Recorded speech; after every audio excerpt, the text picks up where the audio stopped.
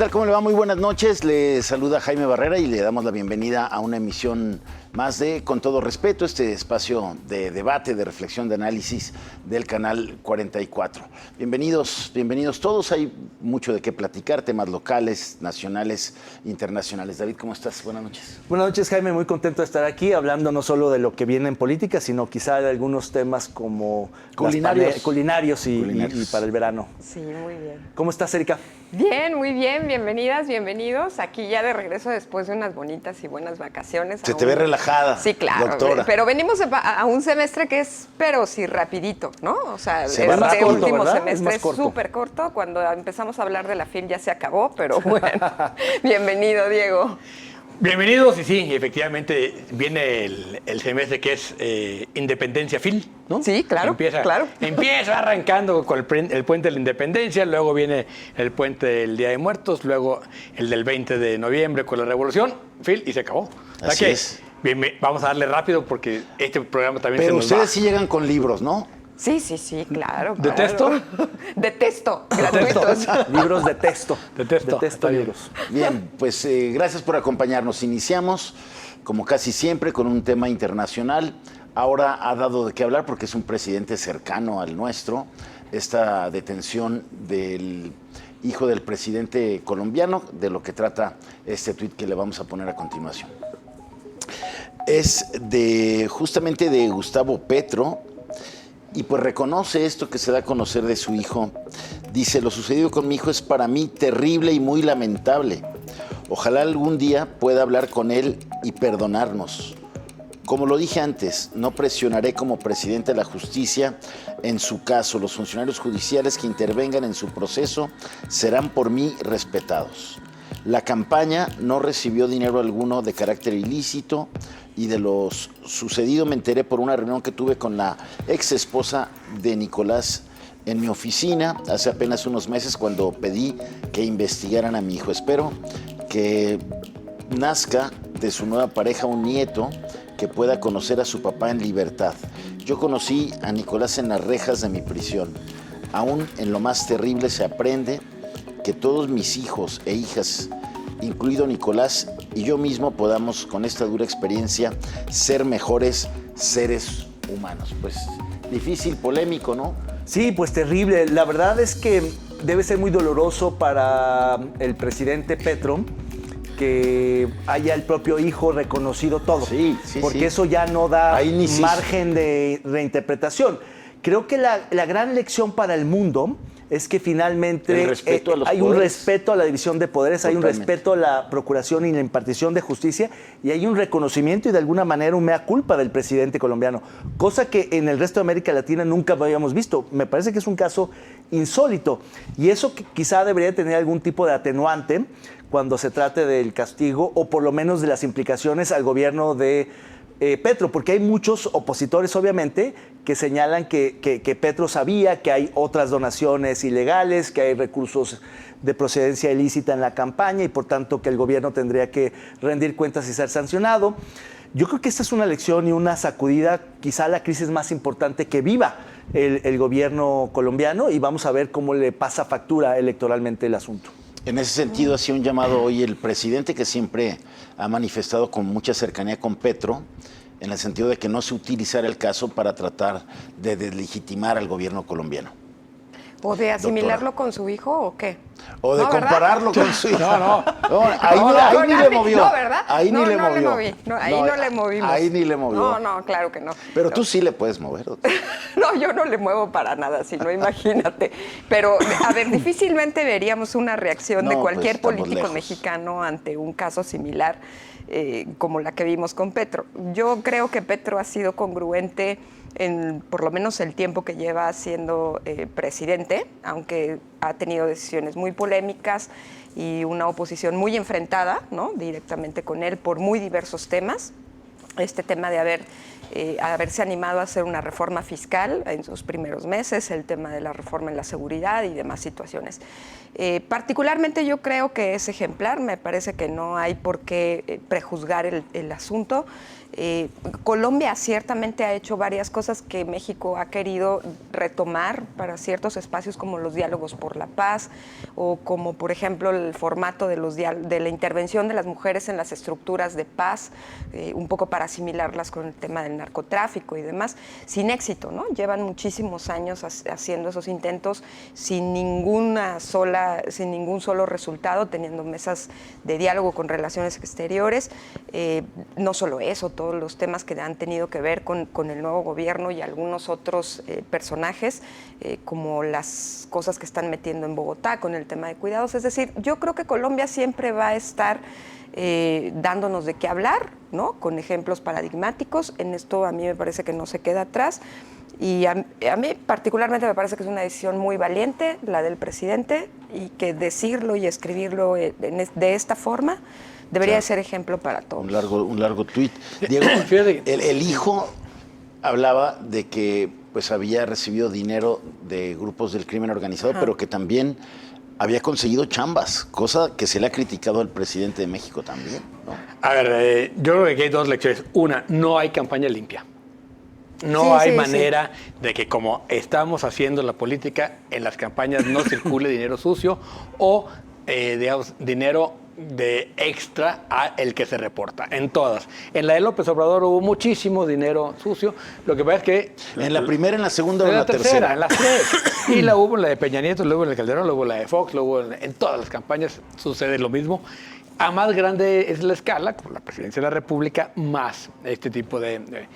Y la otra cosa que yo creo que es muy interesante es esto que en periodismo llamamos la cuarta ley de Newton, ¿no? Que es la mierda siempre flota. No hay manera que estas cosas se queden escondidas, ¿no? Entonces, flotó muy rápido y creo que la lección es que reacciona muy bien Petro ante algo que le puede pasar a cualquiera. Los demás políticos tienen esa característica de niégalo todo aunque te cachen, ¿no? Y Petro es el que hace la diferencia, ¿no? Con este... Creo que quizá lo único es que todavía está por resolverse si realmente Petro sabía el presidente o no. Yo le doy el beneficio de la duda, me parece que en todo caso se deslinda, y lo cual aminora presión, pero habrá que ver. ¿Qué es esto? Que la oposición es lo que quiere capitalizar. Tú resuelves el problema que yo no me enteré cómo, ¿no? A ver, diciendo que es increíble que es una respuesta inteligente. Que un candidato no se entere de dónde viene el dinero, y eso también siempre va a estar a debate ahí, ¿no? No, y puede no querer enterarse, lo cual no quiere decir que sea sucio. Si el que no esté enterado no quiere decir que no hay dinero sucio en su campaña. Así es. Claro, no eres cómplice, pero no está limpia. Eres cómplice porque eres el beneficiario. Bueno, cómplice indirecto, pero no porque hayas aceptado, gestionado esos recursos, sino más bien porque te hiciste a la vista gorda. Bueno, desde luego vamos a seguir pendientes de este caso. Le daremos seguimiento aquí en futuros programas. Vamos ahora al segundo tuit que habla de un grave problema que tenemos en México, el tema de las desapariciones, este lastre social que padecemos, porque ahora sucedió con otra mexicana, pero en el extranjero. Se fue a estudiar un posgrado a Alemania y allá sufrió pues esta misma suerte. Esto se lee en este siguiente tuit que usted va a ver en su pantalla. Es de Hugo Aranda Tamayo. La policía de Berlín informó que encontraron sin vida a la mexicana María Fernanda Sánchez, quien desapareció el pasado 22 de julio tras salir de su departamento. Su cuerpo fue localizado en el canal Teltow. La Secretaría de Relaciones Exteriores confirmó la noticia después de 2 semanas de que las familias pues viajaron a Alemania, estuvieron pidiendo ayuda, y la exigencia de la búsqueda tanto a las autoridades alemanas como la intervención y el apoyo de la embajada mexicana allá en Alemania, doctora. Sí, a ver, yo creo que es un caso muy lamentable, como muchos de los que ocurren día tras día en este estado y en este país. Adquiere notoriedad por haber ocurrido en Berlín, ¿no? en Alemania, porque también hubo, hasta donde entiendo, otros 2 al mismo tiempo o en las mismas temporadas en Canadá, ¿no? de hombres que también estuvieron otro chavo en Canadá, desaparecidos. El caso de María Fernanda es un caso que puede resultar paradigmático. A mí me parece que las autoridades accionaron bien los protocolos de búsqueda, los nacionales, los internacionales, supieron perfectamente por dónde buscar, hasta donde yo leo las crónicas. Sobre todo la búsqueda se concentró en los canales y en los bajopuentes y demás situaciones. La ficha de Interpol fue publicada pues, de manera pertinente. Los padres son los que han preferido guardar silencio hasta no conocer el tema de la autopsia, para conocer las causas de muerte de María Fernanda, para saber si fue víctima de alguna conducta delictiva o qué fue lo que pasó, ¿no? Para poder entonces emprender otro tipo de investigación y de búsqueda. Yo creo que la secretaria Alicia Bárcenas de Relaciones Exteriores ha estado atenta y al pendiente del asunto, por lo menos en la última semana. Pero sin duda a mí me parece que el hecho de que llegue este asunto con una mexicana hasta Berlín, pues es paradigmático, ¿no? Es decir, esto de que tengamos la crisis de desaparecidos en México y que después tengamos que hablar de desaparecidas en otro país del mundo, pues también me parece Pero que ya... creo que no tiene mucho que ver, ¿no? O sea, yo creo que es un hecho aislado como los de Canadá y como tantos turistas o estudiantes de intercambio que son víctimas de algún delito o están cercanos al crimen organizado. Pero yo creo que a mí lo que me parece es que Alemania tiene las instituciones para responder así. Claro. La búsqueda la encuentran, ya hay una investigación profunda, entrevistas, notifican a la Cancillería, etcétera. Y lamentablemente se hace notorio un caso de estos precisamente porque muere, no sabemos cómo ni por qué, en Alemania, cuando aquí todos los días hay varias de ellas, ¿no? Entonces, allá se paraliza un país. Allá se paraliza un país y es la autoridad la que pone los identificativos en toda la ciudad. Claro. Berlín es la que está busca. Pues porque tiene protocolos. Sí. Pero además de una efectividad brutal. Brutal. Y aquí las quitan, ¿no? Allá porque la autoridad de Berlín las pone. Y la autoridad aquí las quita. Y convoca a toda la población a buscarla. Han sido muy finos en decir, ellos creen que se trata de un accidente, porque no hay indicios de una intervención de una tercera persona en la muerte, ni que se haya sido un suicidio. Pero han sido muy respetuosos en no revelar absolutamente nada, en ser muy cuidadosos. Y creo que así se busca y así se trata un caso de estos. Sí, sin duda, totalmente. sin duda. Ahí tenemos, sin duda, un buen ejemplo de cómo se busca de inmediato y se encuentra a una persona desaparecida, lamentablemente, en este caso de esta mexicana, y pues todo el dolor que están pasando sus familiares. Vamos ahora a nuestra primera pausa, es breve, quédese con nosotros, volvemos con todo respeto.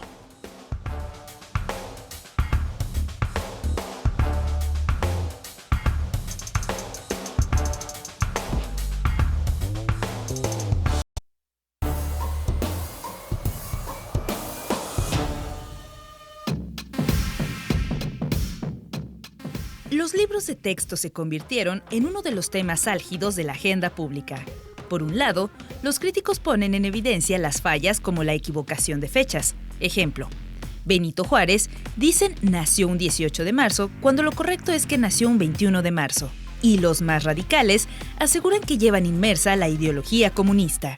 Por otro lado, aseguran que la 4T busca marcar una clara diferencia con las administraciones anteriores. Mientras el presidente Andrés Manuel López Obrador abre las tardeadas para analizar con autores y expertos a dichos libros. Por otro lado, decreta reservar la información de los libros por 5 años.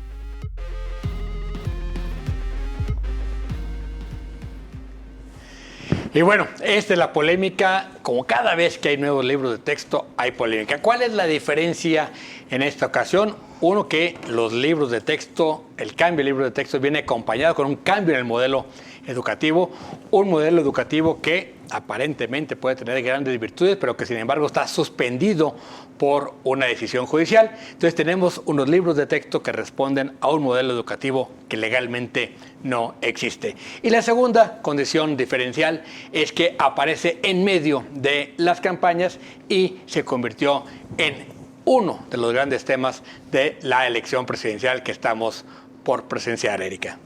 Sí, yo creo que cada que hay una edición nueva de libros de texto, la polémica siempre se arma, ¿no?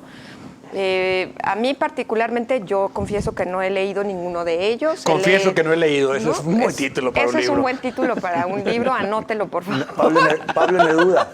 Sí, no he leído ninguno de ellos, he leído las críticas y los análisis que han hecho y bueno, partiría esas críticas y esos análisis en varios sentidos. La primera es pues una reacción política absolutamente banal y espectacularizada, ¿no? Que va desde lo ridículo hasta lo satánico. A las ¿no? fake news. Y quemen los libros, si no los quieren utilizar, no los usen. ¿Quién dijo que se quemaran los libros? Pues ¿no? es que Terrible. ese es el tema, ¿no? Entonces, ridículos todos ustedes los que dijeron que eso tendría que pasar, entonces esa es una versión. Y creo que hay muchas cosas en los WhatsApp, en las redes sociales, que se han ido por esa lógica. La otra, que tiende a criticar todos estos temas que se introducen, como la famosa, que yo detesto que le llamen así, a la ideología de género. O sea, no hay ideología de género. Pero qué bueno que se hable del poliamor, de las familias diversas. Y entonces ahora hay todo un movimiento en redes sociales, en WhatsApp, diciendo que tenemos que defender a la familia tradicional, no sé qué. Pero desde que yo estaba en la primaria, en los 70, esa es la misma discusión. Claro, es la misma discusión. Porque desde que O sea, siempre los temas siempre son los inclusivos mismos. han creado reacciones de los sectores más Pero a ver, conservadores. ¿cuándo un padre de familia ha agarrado un libro de texto y lo ha leído? Cuando se los agarran para forrarlos. Perdónenme que se los diga, pero a veces. nunca los Eso leen. sí.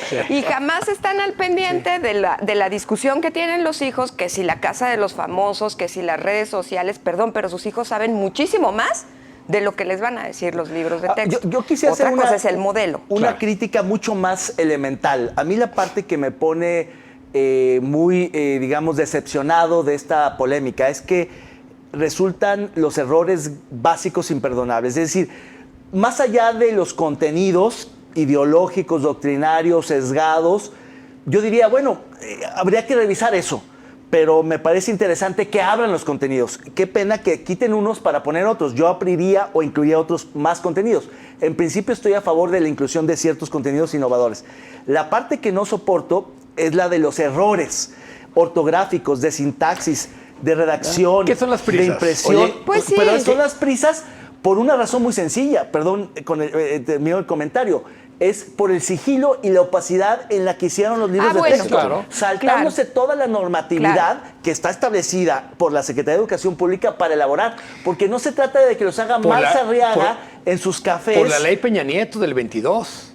En la ley del 22 dice que obligatoriamente tendrán que ser consultados con los padres y con los maestros. Y con expertos. Y se saltan y luego reservan la información para que no sepamos que no hicieron esas consultas. Aunque hay gente que Marza dice que sí hubo que es consultas, un indolente, ¿no? un displicente, el director de textos gratuitos. El guerrillero de la educación. Yo insistiría, como lo planteamos la semana pasada, toda esta polémica de los libros de texto, los procedimientos autoritarios con los que se hicieron y que de lo que hablaba David, cierran el capítulo o van a ser de los episodios de cierre de un gobierno al que la educación no le importó. La verdad es que no fue un tema prioritario para la 4T pues y tan no fue prioritario que nunca abrió el debate. Está planteando unos modelos integradores de educación que han dado resultado en otros países que son vanguardia en la educación, en los modelos de educación innovadores, pero por la forma en que se hicieron, creo que se pierde una gran oportunidad. Que si se haya abierto el debate en el año 1, a ver, vamos a cambiar ¿Qué es la nueva escuela mexicana? Vamos a debatir la nueva escuela mexicana. Claro, el tema es el modelo. Y yo creo que se haya enriquecido, los programas. padrísimo, pero lo sacan en el año 5. Luego dicen que se reserve la información 5 años. Pero aquí hay dos temas, yo creo que importantes. Uno, la política educativa del sexenio se divide en dos partes. La primera, destruir la reforma anterior, el desmontaje de la reforma anterior, que ese es el trabajo de Esteban, ¿no? Para eso llevan a Esteban, para tener una cara aparentemente amable y moderna. Moderna. Y luego, este proceso, que yo creo que, a ver, yo sí vi el libro de Sexto, pues no, agarré uno al azar, ¿no? Me pareció interesantísimo. ¿Ah, sí? Sí, o sea, me pareció Tiene que contenidos interesantes. la manera en que integra las matemáticas está muy bien. no es que haya menos matemáticas, sino que le integran a una narrativa de la vida cotidiana. Con errores garrafales como de 2 mangos por 4 mangos. Exactamente.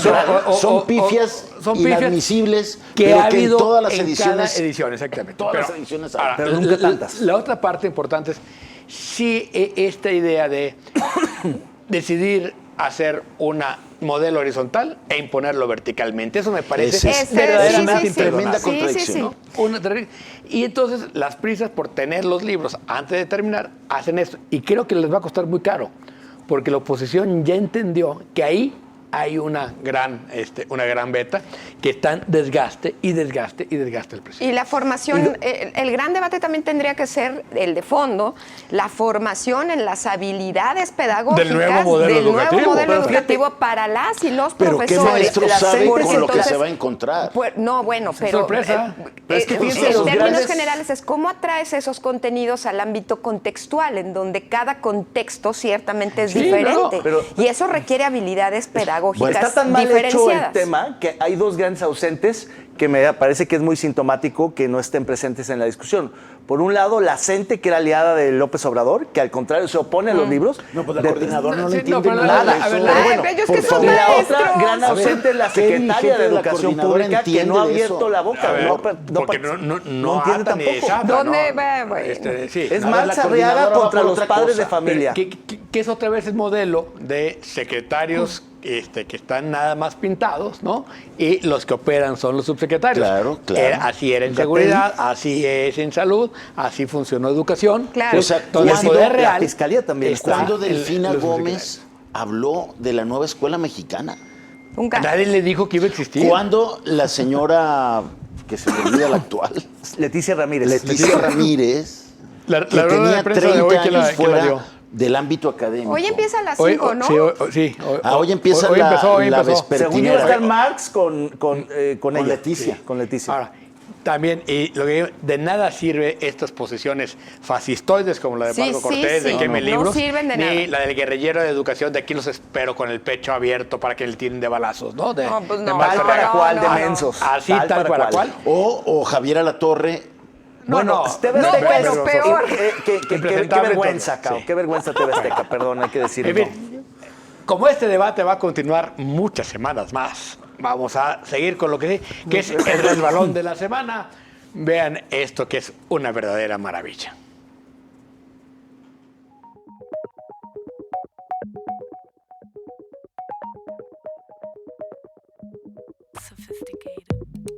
Ignacio Munilla se despidió de las Jornadas Mundiales de la Juventud pidiendo que se retire a Barbie de las carteleras. Ahora Otro resulta gran que, promotor ahora de la resulta película. que Barbie es un problema. Si usted no ha visto Barbie, la verdad está bastante más mala de lo que dicen, pero hay que ver. Bueno, Oye, yo tendré que ir a verla. Hay críticas que no le ha ido tan mal, hay algunas No, críticas que dicen hay- que es- Nicolás Alvarado con Loret de Mola habló media hora de las virtudes y bondades de una manera que yo dije, Tiene- wow, o sea, es feminista, progresista. Tiene algunas con- muy buenas no, no. puntadas, pero está muy forzado ¿sí le el entendiste, medio. En Diego? fin, pero lo que le pasa a este señor, el obispo Ignacio Munilla, es que descubrió lo mismo que Ken en la película. Existe el patriarcado, defendámoslo. Eso parece, ¿no? Ken descubre porque la el obispo película que ¿Quién existe el descubre el patriarcado. patriarcado? Bueno, tan descubre eso que pide que se quiten los... Claro, pero La publicidad pensando de- en los niños y adolescentes que vean esa película, Claro. me parece increíble Pero que más se bien les metan El de cine esa manera. Que el cine más está bien- lleno de adultos vestidos de rosa. Ese es el verdaderamente. tema. Lo que estaban diciendo es que más bien es gente de los 30 para arriba la Claro. que más Bueno, ha estado también ayuda yendo de al construirse. cine, ¿no? A Diego hay que regresarlo al cine. Bueno, ¿quién te deconstruyó, Diego? No, y fue una experiencia deconstructiva porque el cine olía a palomitas de las viejas y todo, pero bueno. En fin, Rosas. vamos a hacer un corte, no le quedan bien. Antes de entrar a más polémicas de Barbie.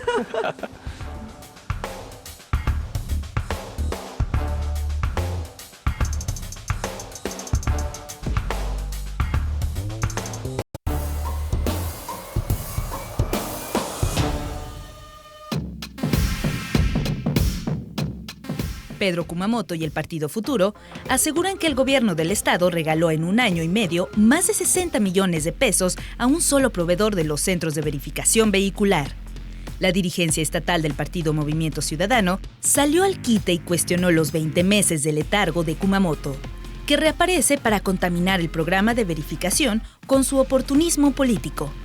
La empresa web salió también a aclarar y puso en evidencia un desventajoso contrato para Jalisco, ya que en 2022 hubo un déficit de 81% en las verificaciones proyectadas para ese año y aún así la empresa cobró más y cobró bien, puesto que así, afirmó, dice el contrato.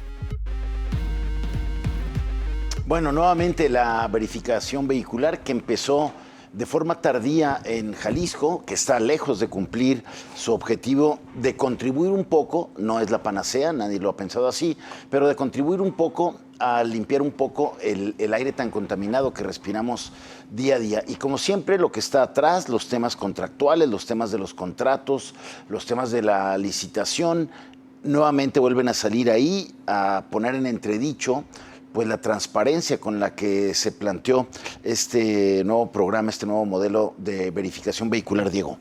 A ver, sí, hay que empezar diciendo, uno, que tiene que haber un programa de verificación. Sí, que, sí. En ese sentido, yo diría, el gobierno hace bien en decir, no, esto tiene que existir, porque los otros gobiernos lo que han hecho es rehuir. Sí. Segundo, creo que toda la polémica lo que ha hecho es ahuyentar a la gente de la verificación. Sí. No hay manera que una empresa ofrezca un servicio si no tiene un mínimo asegurado, ¿no? Y el retraso que se dio por una decisión política de retrasar la verificación hizo que pues, la decisión significaba pagarle a la empresa un año en que no iba a haber operación, ¿no? Esa es la verdad. Hasta hoy está empezando este año realmente la verificación, digamos, con un poco más de eficiencia. La verificación, y lo digo porque yo fui hoy en la mañana, funciona perfectamente bien, ¿no? Yo estoy impresionado lo bien que funciona. O sea, ya he ido 2 veces y las 2 veces la experiencia ha sido perfecta en ese sentido, es decir, de no retrasos, te cumplen el horario de la cita. Cumple el horario de la cita, ¿no? Es caro, sí, me parece que, digamos, hay un sobrecosto que está poniendo el gobierno. Y ahí es donde yo creo que puede estar el gran tema. Es decir, en realidad está colando ahí un impuesto verde, ¿sí? Pero al no cumplirse, entonces tampoco hay fondo verde. Entonces creo que estamos en el peor de los 2 mundos, porque hay una obligatoriedad de cumplir un trámite y en vez de hacerlo fácil, lo hacen caro. Y al hacerlo caro, lo que hacen es que la gente se ahuyente de su responsabilidad. Y no se transparenta ese impuesto verde del que se habló y con el que se trató de justificar la verificación. Yo coincido con Diego en 2 puntos. En la experiencia personal, fui el viernes con cita, perfecto, la sala de espera, todo limpio, parece como si estuvieras en Houston. Y coincido también en la necesidad de pagar un impuesto. Tiene coches en Houston. Nada de eso. Y también coincido en la necesidad de pagar un impuesto verde, un impuesto, una recaudación por tener coche, como una suerte de suplencia, de sustituto de la tenencia vehicular que no se cobra en este estado. Sin embargo, el problema es justamente los términos de la negociación con estas empresas que no son transparentes, que no son eficientes y que dan mucha polémica. Lo que ha pasado es que el impuesto verde o la verificación vehicular o la garantía no contaminante, como la queramos ver, desde la perspectiva que sea, se vuelve luego injusta, porque hay quienes sí la pagan y hay quienes no. Entonces el gobierno siempre está un poco atendiéndose a los vaivenes políticos para ver si aprieta o no. Y luego además están los que multan, que a su vez pues van con algunos y otros no, y de la mordida. Entonces no queda claro si es parejo o no un impuesto tan importante como este. Yo sería el primero en decir, lo pago. Por supuesto que estoy a favor, pero si es justo, porque si no, entonces algunos mensos vamos y la mayoría o algunos vivales no lo hacen y entonces esto se vuelve inequitativo. Se ha cuestionado, por ejemplo, el discurso, la narrativa política de futuro, ¿no? En este programa que no lo tienen de hace poco, como ahora ha aparecido Kumamoto. Creo que Susana de la Rosa desde el Congreso lo ha cuestionado pues, mínimo hace 6, 7 meses. Sí, ¿no? ya tiene diciendo rato. que era un programa recaudatorio, que era muy caro, que se podía hacer la verificación con menos costo. Erika, no sé cómo la ves tú. Mira, yo creo que Susana de la Rosa, bueno, el partido político Futuro, apostaron un poco por tratar de reducir los costos.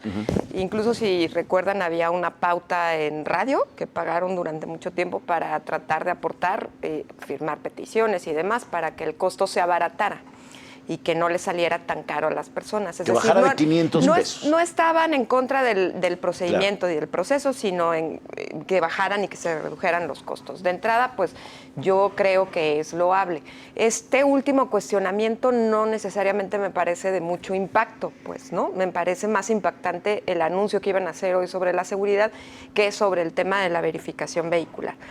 Yo particularmente soy de las que cree que, porque veo desde el gobierno, ¿qué te gusta?, de Emilio González Márquez, que hubo un intento tras otro por poner el programa en el gobierno anterior con Aristóteles Sandoval, era uno tras otro, ¿no? Y todo el mundo veía cómo hacer negocios, que sí con los verificentros de la Ciudad de México, N cantidad de cosas, y no se había podido. Entonces, de entrada, me parece que tenerlo ya aquí es una buena señal, que la infraestructura armada para eso es una buena inversión y que ahora entonces el discurso tiene que cambiar y quizás el costo, ¿no? Habrá que ver en la ley de ingresos y entonces reducen el costo para que entonces cada vez haya más personas que lo hagan. Pero a mí me parece que es una apuesta de inversión pensada en un largo plazo que no habíamos tenido. Y yo ahí sí veo un acierto. Y oyendo las experiencias de Houston y de Chapala, entonces ya tenemos como es cierto mejor tipo de Houston, idea, pero ¿no? eso toda la vida ha sido mejor. A ver, pues sin duda focos rojos, hay que acordarnos la historia de todos los modelos de verificación en Jalisco han tronado por la corrupción, ¿no? Sí, todos. Esperemos que no suceda lo mismo. En el sexenio anterior se trató de diseñarlo para evitar eso y nomás nunca pudieron echarlo a andar. Nunca. O sea, por lo menos hay un avance. Hoy por lo menos hay un hoy avance. Existe el programa, hay las líneas, ¿no? Tienen un costo. Claro, ¿no? Operativo. Y yo creo que el gran problema, insisto, es en estos diseños de política pública en el escritorio siempre terminan siendo complicados porque pues luego la recaudación no da los números, ¿no? Es que eso no ha dado. Y luego... Por eso hay que ver la ley de ingresos. Y cuando los tiempos políticos se interfieren, como bien decía David, y entonces se desbaratan los números, y entonces no es justo, no acaba siendo un programa de... Un impuesto debe ser parejo para todos. Yo creo que fue un error básico de la terrible tributación. del gobierno de Emilio González Márquez quitar la tenencia. Él mismo lo reconoció a la postre, ¿no? No le dio nada electoralmente y solo le quitó al Estado un ingreso muy importante. Pero además, los que tenemos automóvil, la obligación de contribuir con lo que contaminamos. No hay remedio. Pero a ver, Diego, el tema lo dijiste, es político. El problema o el temor del gobierno del Estado es que la clase media que tiene un vehículo que apenas puede pagar, pues no está dispuesta a pagar o sí le duele tener que pagar ese costo. Es un impuesto verde, digámoslo con todas sus letras. Claro. No tiene nada de malo que sea recaudatorio, porque además de verificar contaminantes, es recaudatorio para un fondo verde. Existiría ese fondo verde si lo hicieran bien. Ojalá. Pero el problema es que no se animan a bien. apretar a los ciudadanos. Pero en cambio a quienes les sueltan la correa son a las empresas, porque entonces les pagan cuando no operan, las condiciones son totalmente adversas al gobierno. Y tú dices, bueno, ¿quién fue el que negoció estos términos tan desfavorables para el gobierno? Claro, el cuate que luego recibe cochupo por afuera. O sea, así se hace la corrupción. O sea, eso es lo que los pone que en pierden riesgo. los pleitos y dicen, es que me ganó el particular. Este es un trabajo para el sistema anticorrupción. No, Pues sí. no. Sí, claro, por supuesto. ¿Ese dónde está? ¿Ese dónde quedó? ¿De qué hablas, Willy? Sí tenemos sistema. ¿Sí te acuerdas? Bueno. Sí, bueno.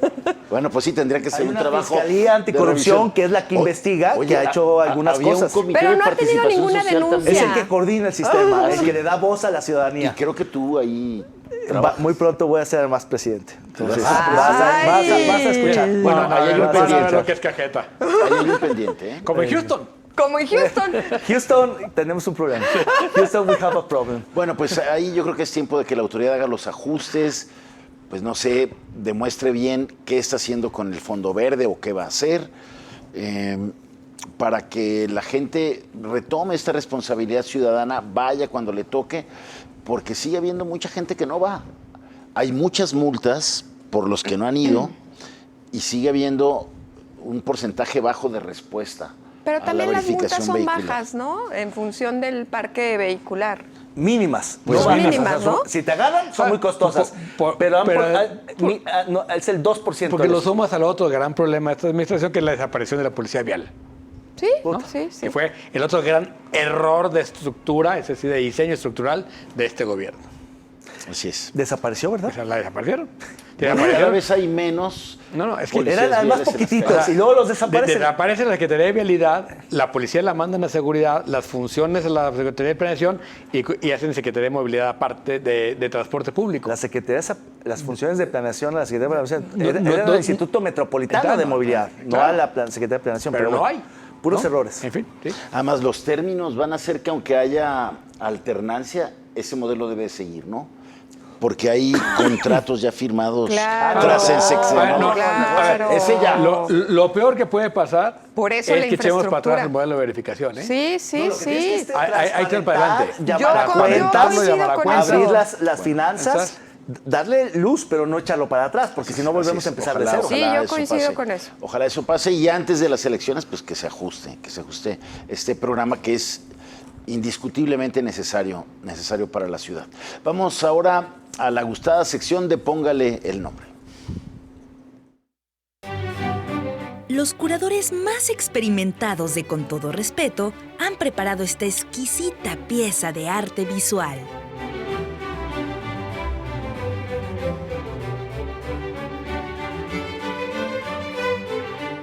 Usted, póngale el nombre.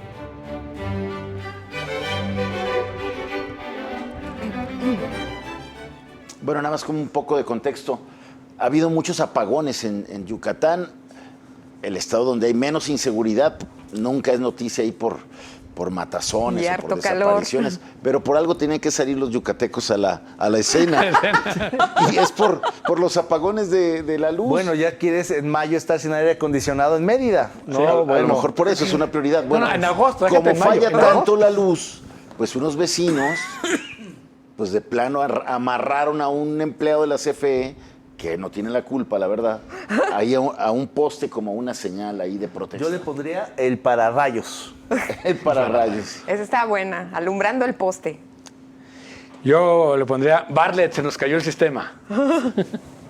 Bomba, apagón, le pondría yo. Ándale, muy bien. Bueno, ¿usted cómo le pondría? Mándenos también sus propuestas. Nosotros mientras hacemos una breve pausa y regresamos aquí con todo respeto.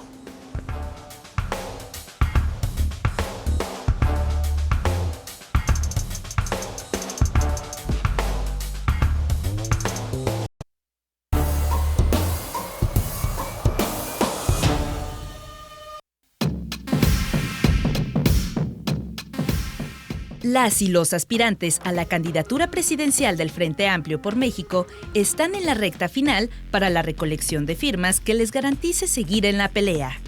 5 aseguran que han alcanzado la meta de 150,000 apoyos dentro del plazo que termina este martes. Los panistas Xóchitl Gálvez y Santiago Krill, los priistas Beatriz Paredes y Enrique de la Madrid y el perredista Silvano Aureoles son quienes aseguran que han alcanzado la cifra, aunque no hay datos oficiales. El partido Movimiento Ciudadano iniciará su mesa de diálogo entre su dirigente nacional Dante Delgado y uno de sus activos más importantes, el gobernador Enrique Alfaro. Con Clemente Castañeda como intermediario, se espera que estén presentes además Pablo Lemus, Verónica Delgadillo, Samuel García y Luis Donaldo Colosio. Y es que además de limar asperezas, trasciende que pretenden convencer a Dante de que MC no puede ir solo a la presidencia de la República. Recomendarían ir con Xóchitl Gálvez.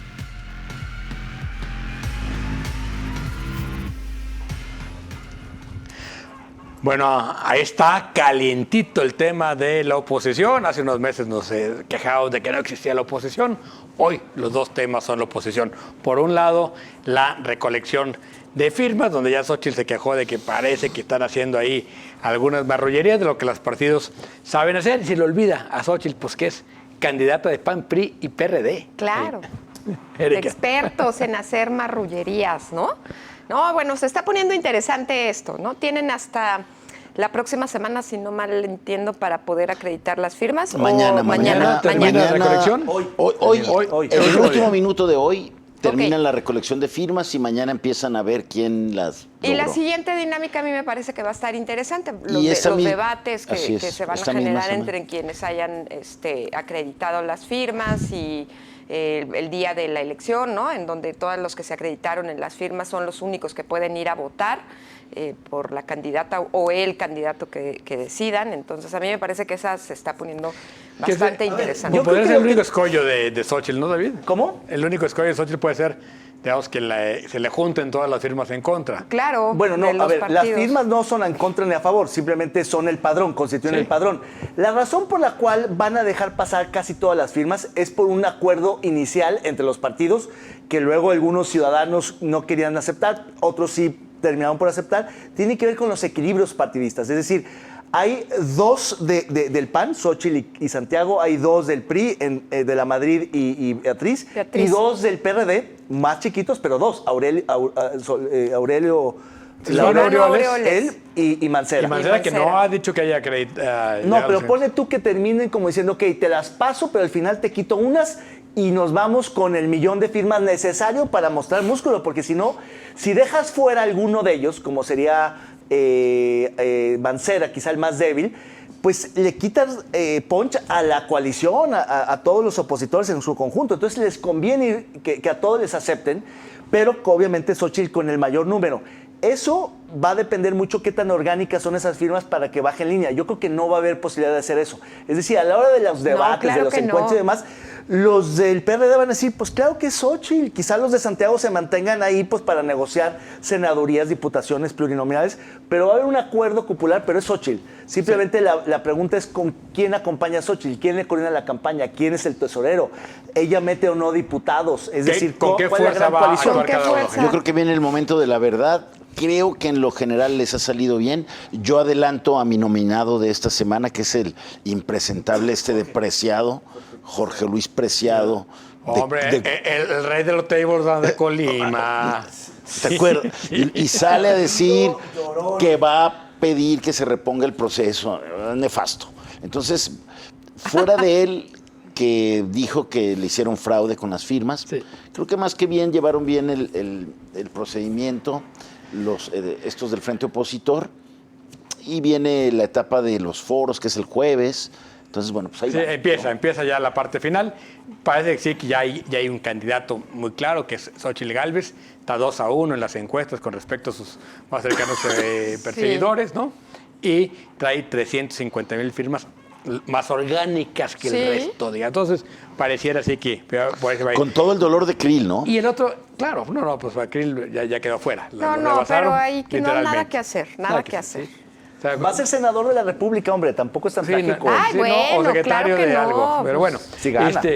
De consolación. Sí, va a ser senador de la República, tienes razón. Pero bueno, empieza el diálogo entre Alfaro y Dante. Logró lo que quería Alfaro en aquel discurso de hace un mes. Es decir, no estamos de acuerdo y al alfarismo lo tienen que tomar en cuenta las decisiones de MC. Esta mesa, aparentemente coordinada por Clemente, ¿no? En la que la discusión es si se debe apoyar o no, o ir en alguna coalición. Mi hipótesis es que vamos a ver a Colosio, que por algunos meses va a seguir vivo, para subirle el precio al kilo de naranja, Erika. Sí, claro. Ahí, como habíamos dicho desde hace tiempo, pues el gobernador es muy hábil políticamente hablando, ¿no? Para oler y ver todos esos escenarios, incluso orillar, ¿no? Cierto tipo de escenarios con sus decisiones. Ahí sí, incuestionable su capacidad, su olfato político y analítico. Entonces, habrá que ver qué es lo que sale ahí, porque muy probablemente también no solamente esté la discusión de con quién se va a nivel nacional, sino qué va a pasar también aquí en Jalisco, de paso, ¿no? Que seguramente si va a ser Clemente Castañeda o si van con Pablo Lemus o hasta cuándo, porque lo que sí vieron es que alargar la decisión hasta diciembre, como habían dicho en un principio, tampoco les ajusta. Sí, a lo mejor para entonces las naranjas ya no vale nada, David. Claro. Sí, yo creo que al final es una mesa muy extraña porque pensar que Clemente, que es del Grupo Jalisco y además el protegido, el delfín del gobernador para la gobernatura, que sea el mediador suena un poco absurdo. Uno pensaría Y un el mediador... primero que dijo, hay que ir con Xóchitl. Claro. Claro, yo creo que es un tema de distensión, simplemente de poder medir un poco el peso relativo del Grupo Jalisco, de Alfaro, del alfarismo, respecto del de Nuevo León, respecto del Nacional, quién va, porque ya están discutiendo el tema de las candidaturas. En los dos escenarios, solos o en la coalición, ¿qué negociaríamos con la coalición? Se están preguntando, o cómo nos repartiríamos las fichas si vamos solos. ¿Quién pone los pluris, quién los senadores y eso? Porque ahí está el gran debate. Es eso. Yo como variable veo este pequeño viraje que ha habido en la postura del Grupo Nuevo León, tanto del gobernador Samuel García como de Luis Donaldo Colosio Jr., en el sentido de que cuando Alfaro se manifiesta en contra de Dante abiertamente, ellos se van del lado de Dante y dicen, sí, claro, una alianza es impensable.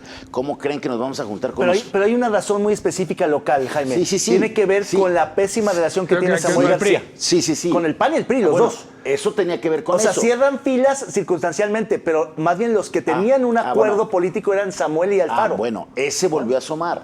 Cuando parecía que pese a esas condiciones estatales, le habían dado el espaldarazo a Dante. Creo que eso ha cambiado un poco. Y pueden llegar a esa reunión teniendo Dante y Alfaro un poco el respaldo del gobernador y del alcalde de Nuevo León, lo que podría presionar un poco a Dante. Sí, a ver, yo sí creo que en realidad es distensión, ¿no? Limar las perezas, porque no está el DF, ¿eh? O sea, no está Chertoriski, no está Patricia Mercado. Maínez, no está Maínez. Maínez, ¿no? Tampoco, nadie. A ver, vamos a ponernos de acuerdo para bajarle un poco al rock and roll. Yo creo que van a esperar a que haya candidato, van a bajarle la guardia a todos, a bajarle el chocolate, esperar a que haya candidato del frente, a ver cómo le sale al frente el proceso para luego negociar.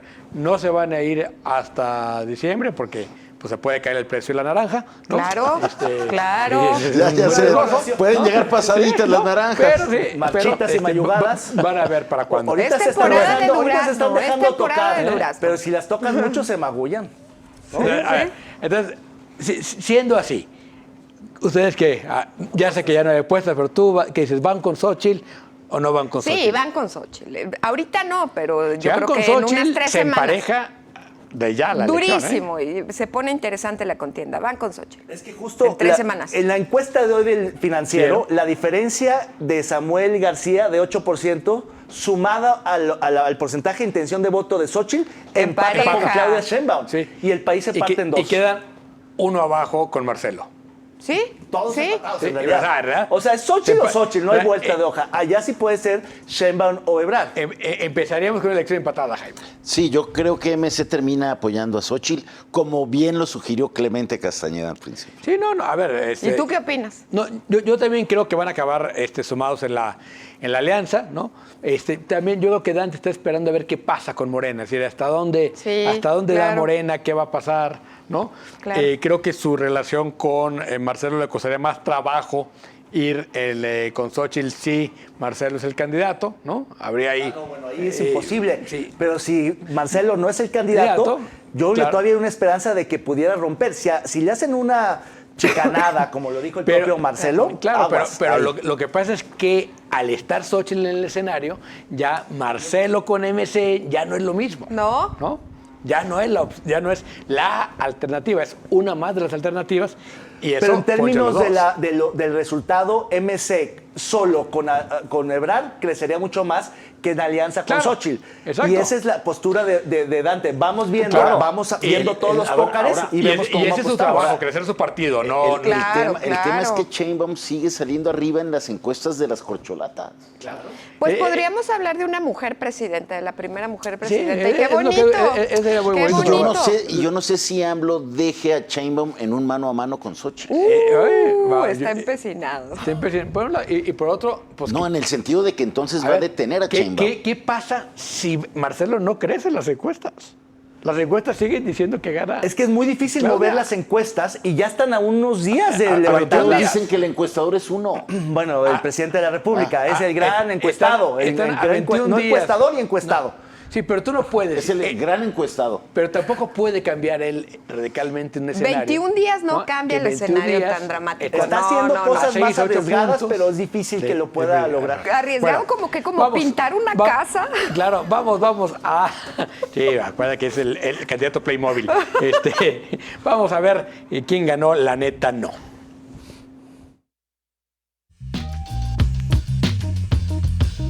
El premio La Neta No para lo más lamentable de la política y el servicio público de esta semana es para Guadalupe Tadei, consejera presidenta del INE, por la poca acción que ha ejercido hasta ahora en las precampañas electorales. ¡Enhorabuena! Está capturada, está cooptada. Es decir, si alguien creyó que el INE no se tocó, que se quedó a salvo, no es cierto. La presidenta está totalmente paralizada, atemorizada, no sabe qué hacer. No es que responda al oficialismo, más bien no sabe qué hacer. Sí, está yo creo que ni siquiera puede responder al oficialismo. Ella quisiera responder más, pero no ha podido. Porque no tiene los que están queriendo medio. Exacto, además. Oye, los que están queriendo un poco así como sacar la casta son los del tribunal y traen al presidente con todo también. Bueno, propuestas para esta semana. Primero, yo ya adelanté apreciado al panista de Jorge Colima. Luis Preciado. A Jorge Luis Preciado. Senador panista por Colima. Sí, personajazo. David. yo, por supuesto, a Manuel Bartlett porque está sacrificando a sus trabajadores de la CFE. Yo a la secretaria de Educación, Leticia Ramírez, por no aparecer ni dar la cara desde hace muchísimo tiempo, menos con este debate de los libros. Creo que ya hoy se aventó su primera rueda de prensa. Habrá que ver.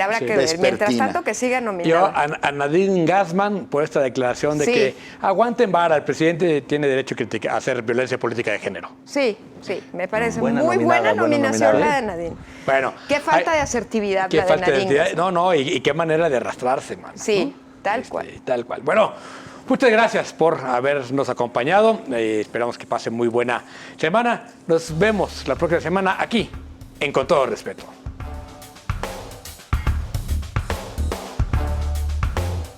¡Hasta liberar!